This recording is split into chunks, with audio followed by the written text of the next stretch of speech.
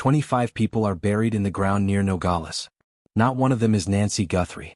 But the volunteer group that found those 25 unmarked graves, while claiming to search for her, was also photographed digging in Nancy Guthrie's front yard in Tucson, weeks before they announced the graves. And a retired FBI supervisory special agent has a very specific question about why. Name sources. Confirmed contacts. On the record. This is Missing People Files. What follows comes from a retired federal agent with direct experience in kidnapping investigations, cross-border criminal cases, and forensic recovery operations in cartel-controlled territory. This is not conjecture assembled from competing headlines. This is sourced analysis of confirmed facts, and what those facts reveal about a search that has now passed the 5-month mark with no arrest, no identified suspect, and 25 unmarked graves in the Mexican desert that the investigators responsible for finding Nancy Guthrie have not gone to examine. Subscribe right now if you are new here. Turn on notifications. Hit that bell. The Mexico question in the Nancy Guthrie case has been building since the first week of this investigation. Tonight we are going into it fully: who the volunteer group is, what a retired FBI agent says about their credibility and their methodology, why the cartel theory may be the wrong frame entirely, what Arizona desert science tells us about whether evidence is still recoverable after 5 months in the ground, and what all of it means for a family that is still waiting. Let's get into it. Before we go anywhere near Nogales, before we talk about unmarked graves and volunteer search groups and the specific mechanics of how the FBI conducts recovery operations in foreign territory, this is who this investigation is about. Nancy Guthrie is 84 years old. She was taken from her home in the Catalina Foothills of Tucson, Arizona, on the night of January 31, 2025. The Catalina Foothills are not a random address or a generic residential neighborhood. This is one of the most established, most respected communities in southern Arizona. The kind of neighborhood where people have lived for decades, where neighbors recognize each other on the street, where the arrival of a violent abductor in the early hours of a February morning belongs to a world that this community had never experienced and had no framework to process. Nancy Guthrie built a life that made complete sense in that neighborhood. She was, by every account given by people who knew her, sharp, politically engaged, opinionated in the best possible way, someone who held views, defended them, and expected the same from the people around her. She was digitally active. Not someone who had retreated from engagement with the world as age accumulated. She was, by her family's account, more present at 84 than many people half her age. Someone who read the news, who followed the stories that mattered, who showed up in conversations with specific observations and specific opinions and the kind of clarity that comes from a long life of paying attention. She was not a woman who would vanish without cause. She was not someone who would leave without telling the people who loved her. She was not passive. She was not diminished. What happened on the night of January 31st was not something she chose, and it was not something that happened to a woman who did not understand exactly what was happening to her. The blood on her doorstep is the evidence of that. The foreign DNA inside her home is the evidence of that. She fought back. The biology at the scene of her abduction confirms it. Nancy Guthrie is the mother of Savannah Guthrie, co-anchor of NBC's Today Show, one of the most recognizable figures in American journalism. That relationship has made this case visible in a way that most missing persons cases never achieve. It has kept national media trained on Tucson for months. It has placed the Pima County Sheriff's Office and the FBI under a level of public scrutiny that most investigations of this kind never face. But behind the visibility is a family living inside a grief that has no clean edges. A daughter who goes to work on national television every morning and finds a way to function while carrying knowledge that most of the audience watching her does not have. Children who ask about their grandmother. A house in the Catalina Foothills that sits preserved.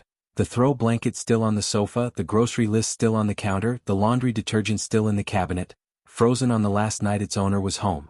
That is who this investigation is about. Not an analytical exercise. Not a forensic case study. A person, an 84-year-old woman who was going to sleep on an ordinary night and was taken, and a family that has been counting every day of 5 months of searching with no answer, no location, no arrest. Now, the Mexico question.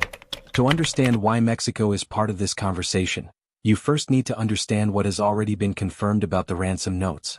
A source confirmed as credible and with direct proximity to this investigation has confirmed the contents of the second communication sent to a local Tucson television station. According to that source, confirmed on the record with first-hand access to case details, not second-hand aggregation from competing coverage, the second note said Nancy Guthrie died. That she is buried with nature. that her death was not intentional. There was no direct apology in that communication. There was no location, no coordinates, no landmark, no specific piece of ground to point investigators toward. Just a phrase that has now become the defining detail of this investigation: buried with nature. That phrase is exactly why Mexico enters this analysis. Buried with nature does not describe a suburb. It does not describe a city block or a neighborhood or any space that is enclosed by walls and fences and the infrastructure of modern residential life. It points toward open terrain, desert, wilderness, remote ground that is hard to access, hard to search, and full of the specific silence that exists where human infrastructure ends and the natural world takes over. And the terrain between Tucson, Arizona and the Mexican border is precisely that: open, arid, vast and largely unmonitored. The distance from Nancy Guthrie's home to the Mexican border is not abstract. You can drive it in under an hour. The Tejano O'odham Nation Reservation, which borders Mexico in this area, contains routes that allow movement across the international boundary without passing through a formal checkpoint. This is not a theoretical possibility. It is a documented corridor, known to investigators, known to people who use it, that has existed as a pathway between the two countries for years. It is the reason Mexico has never fully left this investigation's frame. It is the reason a Mexican volunteer group is now part of this episode. The group is called Buscando Corazones Nogales. The translation from Spanish is Searching for Hearts, Nogales. They are a volunteer organization based near the border whose primary work is the search for missing persons and unidentified remains in the desert terrain on the Mexican side of the boundary. They carry no affiliation with any investigative authority. They hold no forensic certification. They have no formal relationship with either the FBI or the Pima County Sheriff's Office. They are civilians, largely women, who go into dangerous cartel-controlled territory to look for people who other institutions have stopped looking for. What does it mean when the most active searching near the border is being done by civilians rather than federal agents? It is a question worth sitting with. In a region where missing persons cases involving vulnerable populations often go unworked by formal investigative bodies, civilian searchers have found remains that official resources never reached. The Nogales area, on both sides of the border, is full of missing persons posters. Full of families who came looking for someone and found nothing. Full of the specific tragedy that accumulates when people disappear in terrain where the institutional will to find them is limited. On May 10, Buscando Corazones received an anonymous tip. The tip claimed that a body matching Nancy Guthrie's physical description was buried in a shallow grave approximately 70 miles from her home, on the Mexican side of the border. 70 miles is a specific number. It is not near the border in a general sense. It is a distance that implies a direction, a route, a journey of specific duration. Someone who sent that anonymous tip knew the distance, chose it, communicated it to the group. That specificity is the first thing any trained investigator would examine. How does the source of this tip know exactly how far from Nancy Guthrie's home to look? The group went to search. They did not find Nancy Guthrie. What they found instead was this: in the cartel-controlled desert terrain near Nogales, in a search area that received an anonymous tip about one woman, Buscando Corazones Nogales uncovered 25 unmarked graves. 25. Ask yourself what that number represents. Not one body. Not 3 or 5. 25 sets of human remains in a single search area, in terrain where the cartel has established what amounts to a disposal site.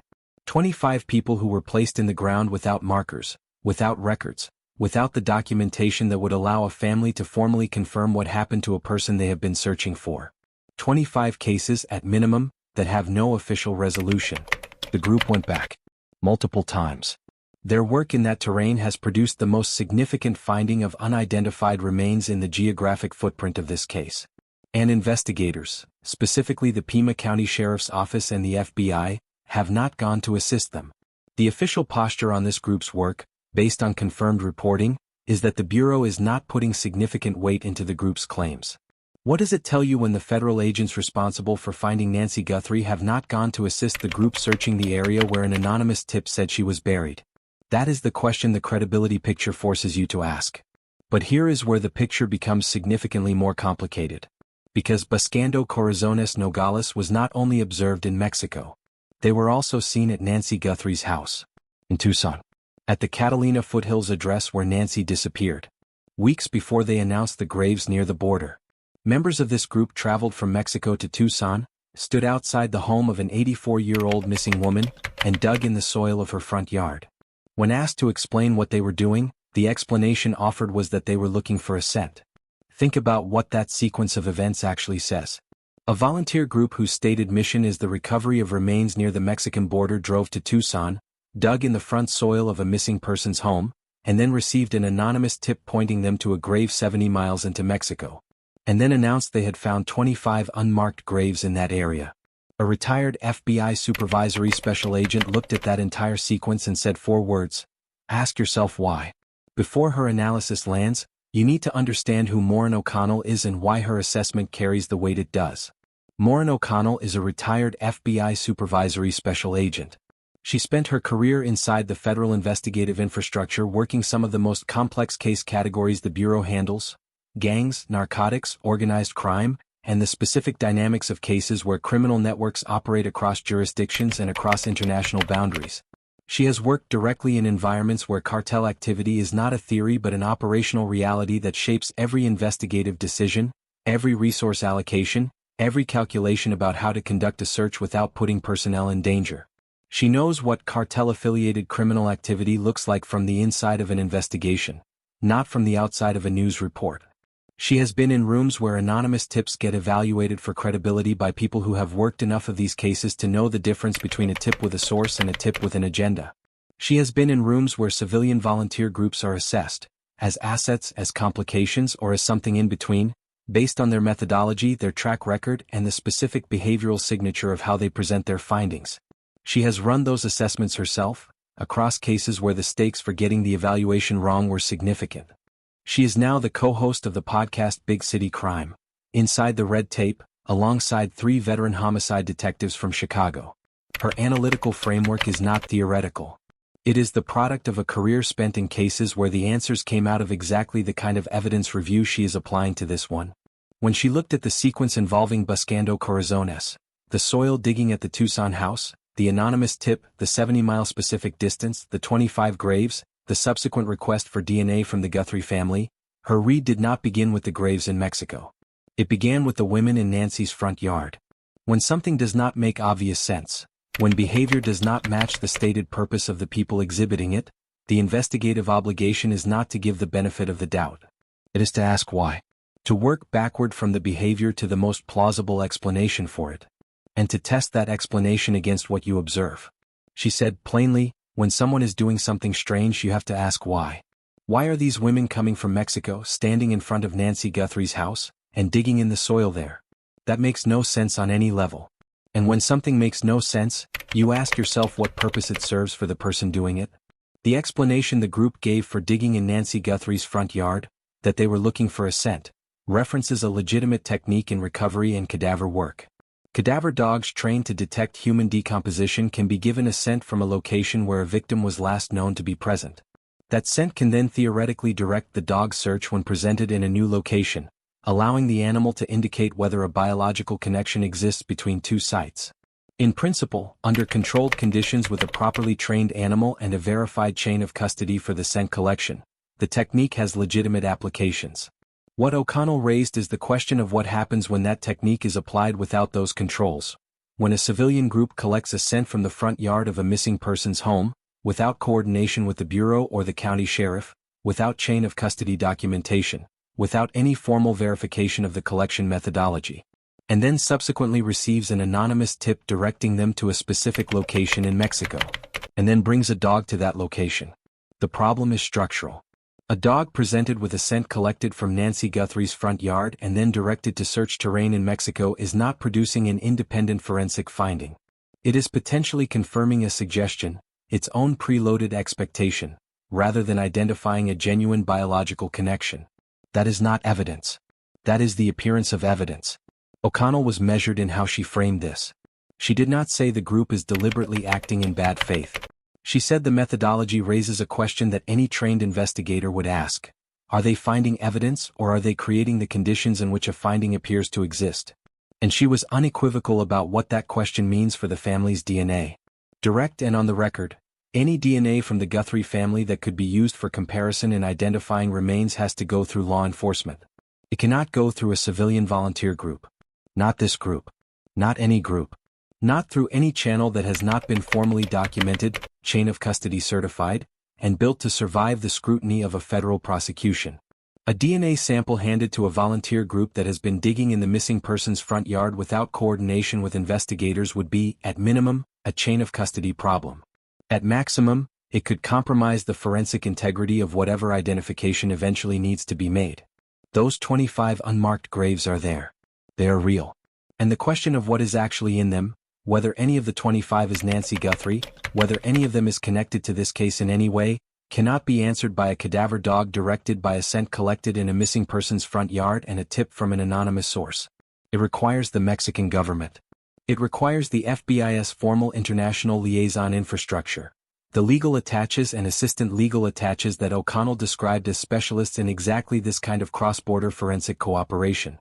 It requires a formal request, a formal response, a forensic protocol built to hold up in the jurisdiction where prosecution will eventually happen. And as of this episode, none of that formal process has been triggered by what this group has found. Every time Mexico enters the Nancy Guthrie conversation, the cartel enters with it. The proximity of the border. The documented routes across the Tejano-O'odham Nation Reservation.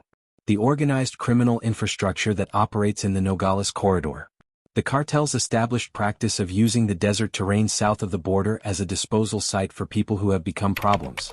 The theory has geographic plausibility. It has historical context. It fits into a frame that is familiar from dozens of cases along the southern border. It does not fit the operational profile of what happened at Nancy Guthrie's house on the night of January 31st.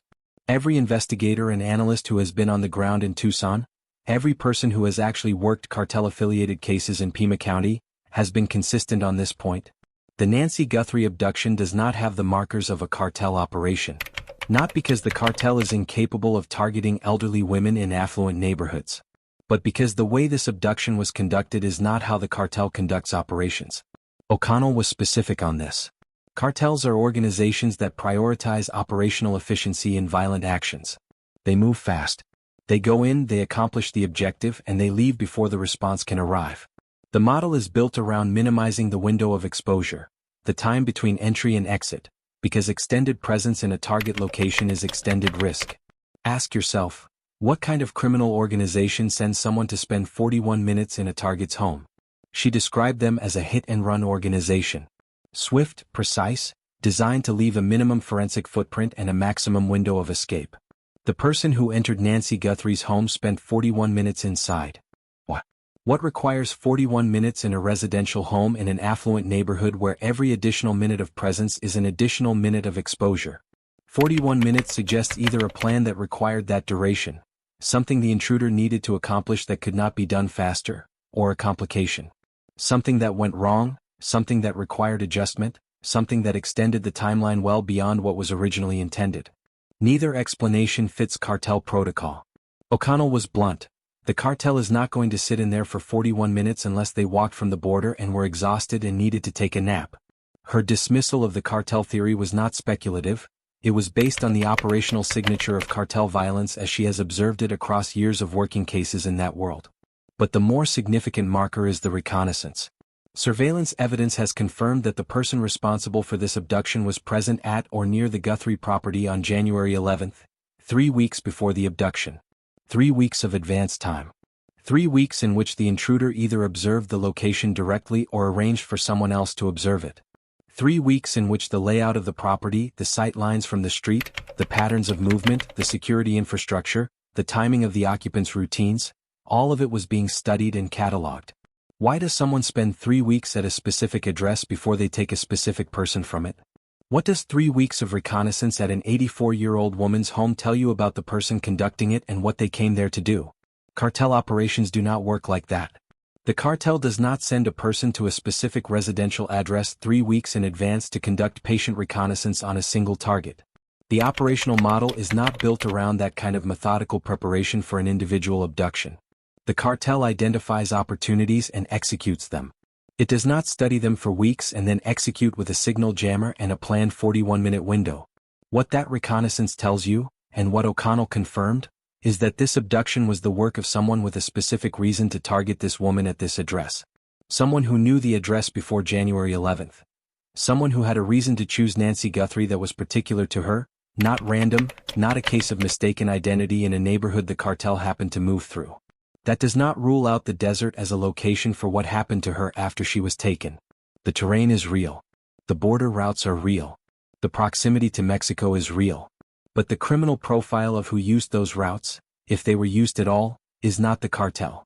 It is something smaller, something more personal, something that points toward a different investigative frame entirely. While the Mexico question has absorbed significant attention, O'Connell flagged something in her analysis that shifts focus back to the Catalina Foothills, the forensic timeline at the house itself. The Pima County Sheriff's Office was the first formal forensic team inside Nancy Guthrie's home. They processed the scene overnight, arriving in the evening hours of February 1st and releasing the scene in the early morning of February 2nd. One night. A scene of this complexity, a violent abduction, confirmed blood evidence, confirmed foreign DNA, a 41-minute window of activity by a perpetrator who used a signal jammer and operated with specific planning, was given one overnight sweep by a local team before it was turned over. The FBI's evidence response team did not enter that house until 4 days after Nancy disappeared. O'Connell's assessment of that timeline was careful but clear.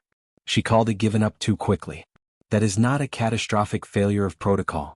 It is an acknowledgement that one overnight sweep by a county evidence team, on a scene of this forensic complexity, leaves open the question of what was missed. Not through negligence. Through limitation. Limitation of time, limitation of the theory that was available at the time about what specifically to look for. And here is the specific limitation that matters most. The bite flashlight theory had not been fully developed at the time of the original forensic sweep. The forensic specialists who identified the bite light, the tactical flashlight held in the teeth, keeping both hands free during a 41-minute operation, as the most probable source of a clean DNA deposit did not reach that conclusion in real time on the night of February 1st. They reached it later, after analysis, after behavioral reconstruction, after working through the surveillance evidence and the physical evidence together. That means the original sweep was not looking for bite flashlight saliva transfer points. It was not specifically targeting the surfaces that the intruder's gloved hands would have touched after handling that device. The door frames, the walls, the furniture, any surface that received contact from a glove wet with saliva DNA transferred from the intruder's mouth, was not specifically targeted because the theory explaining where to look had not yet been built. O'Connell said it directly. She still thinks one of the keys to this case is going to be that bite light and the saliva or DNA that person likely wiped on their gloves and then transferred someplace inside that house. A targeted second sweep of the Guthrie home, focused specifically on surfaces identified by the bite flashlight theory as high probability transfer points, could still produce a clean sample. Not a mixture. Not a combined biological deposit that requires deconvolution software that does not yet exist.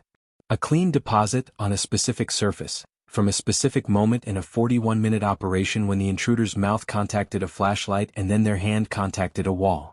The house is not just a time capsule for the jury. It may still be an active forensic resource for investigators. Ann O'Connell was direct about what she would tell the Guthrie family about the house. Keep it. For a year at minimum. Do not make decisions about it under the emotional pressure of what this family has been through. The house, intact and preserved, is one of the most powerful pieces of evidence available, not just forensically but in the human sense that O'Connell described.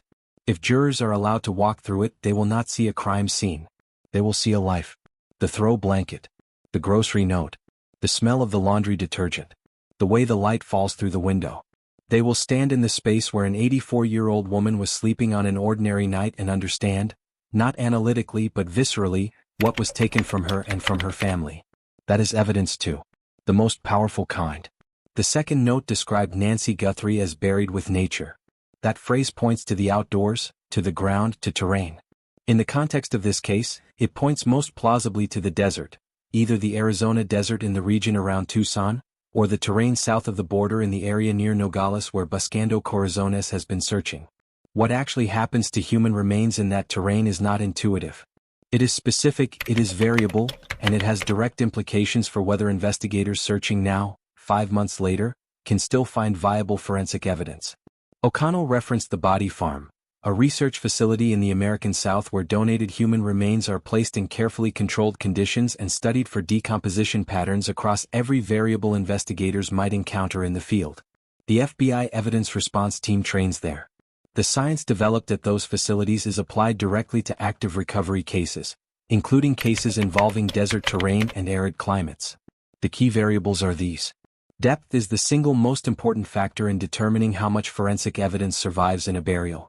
A body placed several feet into the ground in dry soil, in a location away from significant moisture, can produce remarkably well-preserved remains over an extended period. The aridity that makes desert surface conditions so destructive to unburied remains works in reverse for buried material. Dry soil slows certain decomposition processes significantly. Bones retain viable DNA for far longer than surface exposure would allow. Biological material at depth is insulated from the predator activity, the solar radiation, and the insect activity that strips surface remains in weeks. On the surface, the Arizona desert in summer is one of the most hostile environments for the preservation of human remains in the continental United States.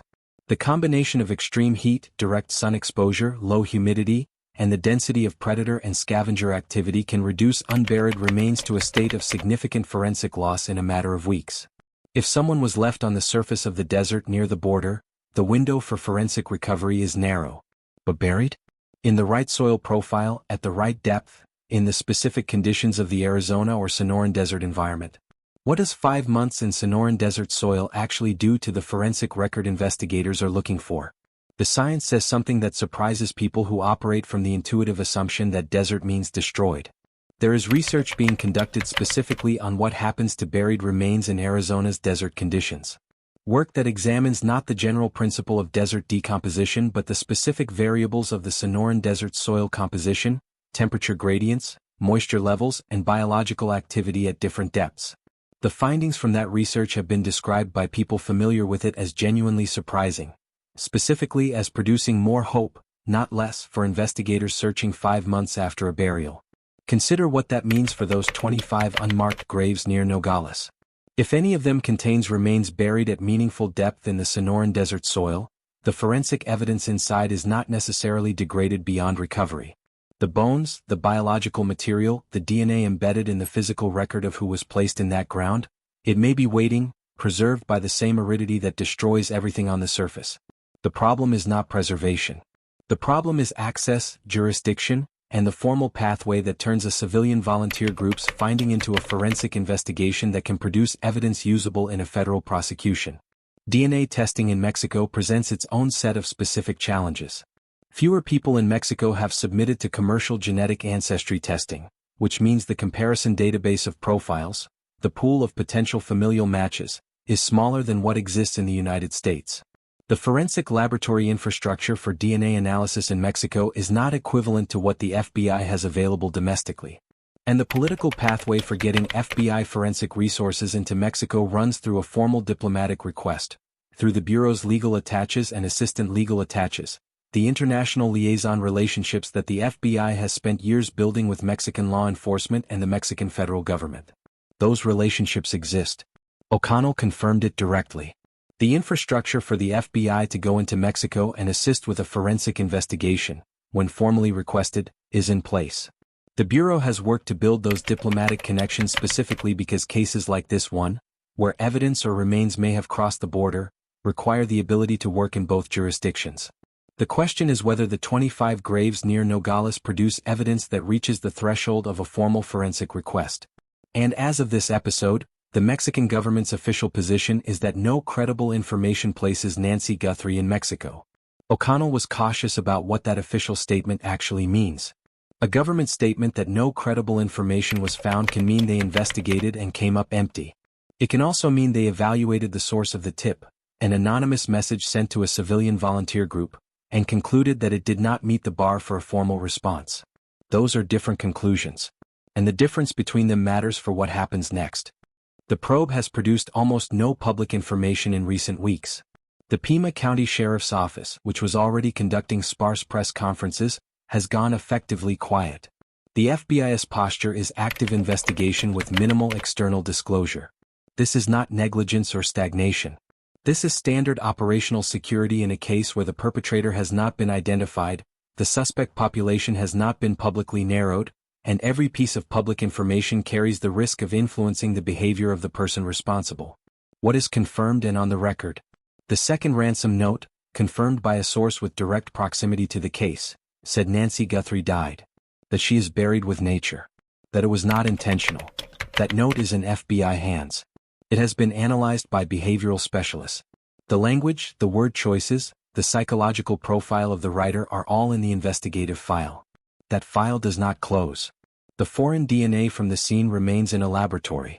The mixture problem, the intruder's biological material intermingled with Nancy's at a microscopic level, requires deconvolution software that does not yet exist at a sufficient level of capability. A 1-year timeline has been cited. The bite flashlight saliva theory represents an alternative pathway that does not require that software. A clean sample deposited on a surface during a specific moment in the 41-minute operation, potentially still recoverable through a targeted second sweep. The 25 graves near Nogales are documented.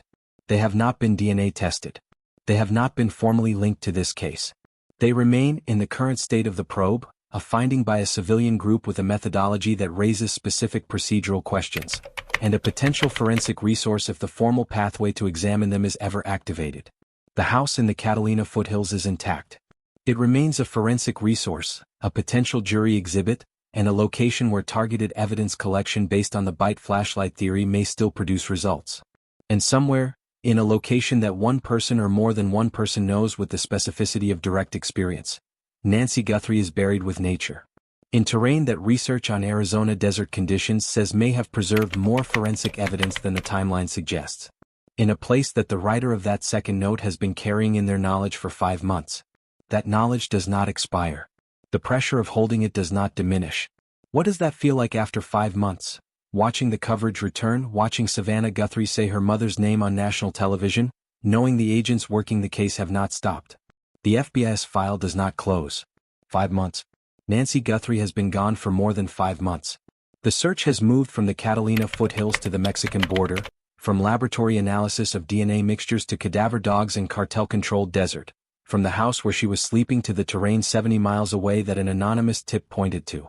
It has produced 25 unidentified graves, 1 confirmed note with 3 haunting words, and a surveillance image of a person whose name has not been publicly spoken. It has not produced Nancy Guthrie.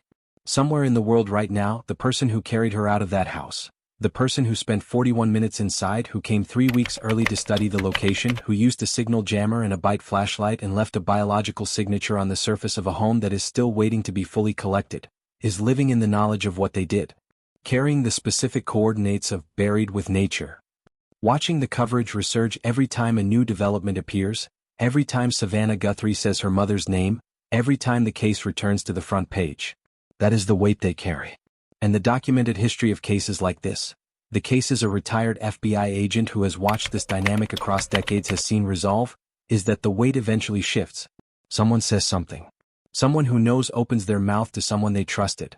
And that trust turns out to have limits. Someone whose behavior changed after January 31st becomes impossible to explain to the people around them who are paying attention. Savannah Guthrie goes to work every morning.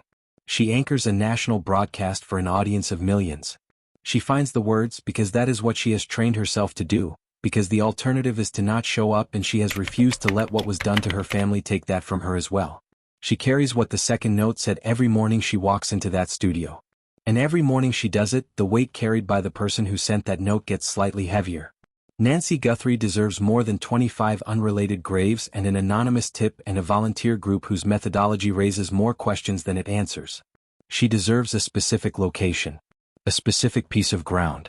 A place where her family can stand and say goodbye, completely, with the knowledge of where she is and what happened, rather than indefinitely, in the suspended state of a family that has been told she is buried with nature and has never been told where nature ends and she begins.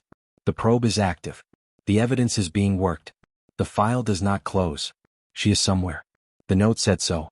If you have any information about the disappearance of Nancy Guthrie, about the person visible on the surveillance footage from the Catalina Foothills on the night of January 31st, about anyone who discussed Nancy Guthrie or the Guthrie family in the context of money, leverage, or access in the months before the abduction, about any location in the desert in or around Tucson or south of the border that fits the description of a natural burial site, about the notes and who may have sent them. The FBI wants to hear from you. Call 1-800-FBI. The line operates around the clock. Tips are accepted anonymously. The reward remains in place. Every tip is still being processed. If you have taken a commercial DNA ancestry test and want to contribute your raw DNA data to a law enforcement accessible database to assist in this and other missing persons investigations, visit DNA Justice at dnajustice.org. Your data in that system is not publicly searchable. It is not visible to distant relatives. It is accessible exclusively to federal investigators and authorized genealogical researchers working active cases. Subscribe to this channel if you are not already here. Hit the bell icon. Turn on notifications. The 25 graves near Nogales are real. The note that confirmed she was buried with nature is real. The investigation is active. And when the next development breaks, when a name is finally attached to the surveillance footage, when a location is finally confirmed, when the file that does not close finally produces a result, you need to already be watching. This is Missing People Files. We do not stop until she is found.